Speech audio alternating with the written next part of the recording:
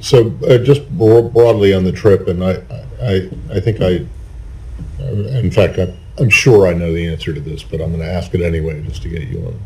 Was there any consideration after yesterday at, say, 1:45 p.m.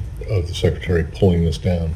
No, none at all. In fact, this isn't a direct answer to the question, but I think it's relevant. So the Secretary convened the senior leadership team of the department this morning to share a few things with him. One, that he talked to the President yesterday after the announcement, and the President made clear that he is focused on all of the work that we're doing, the administration is doing broadly, but that of course that we in the national security space are doing.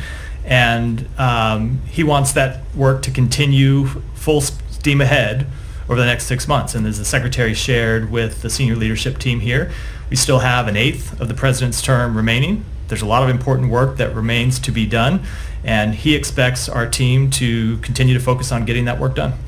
Sorry, you still have an eighth? An eighth. It's a significant amount of time. Okay, it just seems that's a little unusual to say, an eighth. Okay, fair enough.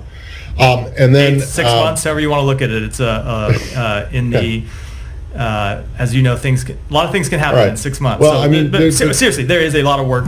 So no, we didn't in no way consider canceling the trip because the work we're doing in the Indo-Pacific is one of our top priorities, and it needs to continue. But in some ways, you could see that maybe even if it wasn't considered pulling it down, that continuing to go or keeping the plan is just as, if not more important, to show the administration's commitment. No. Keeping it, leaving. I got a little lost in the keeping it on. Even if there wasn't any consideration of pulling the trip down because the president has decided, the president decided not to or to withdraw. I suppose there are those, and maybe I'm wrong, but who could say that it's important for the Secretary to go anyway, just to show that kind of continuity.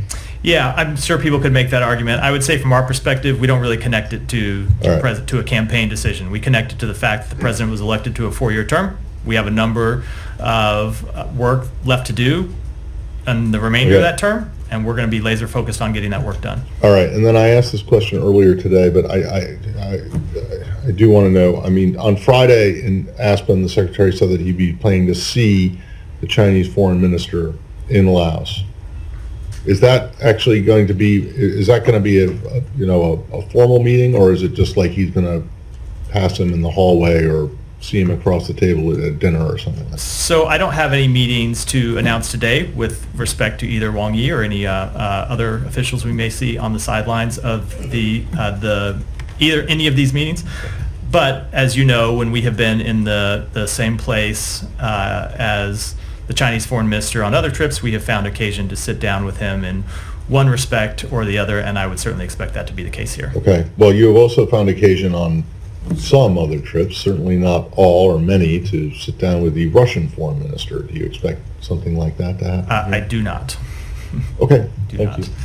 Can I just follow up? Was there any guidance that went out to posts about how to discuss what happened yesterday in ALDAC or anything? No ALDAC has gone out as of yet.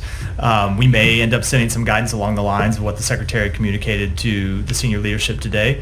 I don't know if we'll make that decision or not, but we do think it is important that everyone in the department hear loud and clear that the work that we have been engaged in over the course of the past 3.5 years remains a high priority, and that everyone should remain focused on getting that work done.